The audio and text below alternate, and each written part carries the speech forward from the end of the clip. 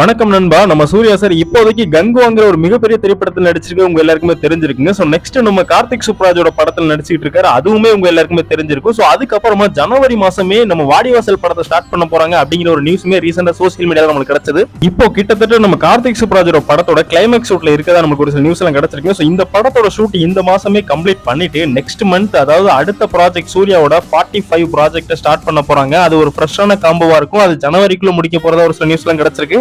அந்த படத்தை director Atlee direct பண்ண போறதாவும் சன் பிக்சர் ப்ரொடியூஸ் பண்ண போறதாவும் ஒரு நியூஸ் பயங்கரமா ஸ்ப்ரெட் ஆனது. அதுக்கப்புறமா டைரக்டர் ஆர்ஜே பாலாஜி அவர் இந்த படத்தை டைரக்ட் பண்ண போறதாவும், அந்த படத்தை ட்ரீம் வாரியர்ஸ் ப்ரொடியூஸ் பண்ண போறதாவும், அந்த படத்துக்கு music director A R Rahman work பண்ண போறதாவும் ஒரு நியூஸ் இப்போதைக்கு சோசியல் மீடியால பயங்கரமா ஸ்ப்ரெட் ஆயிருக்கு.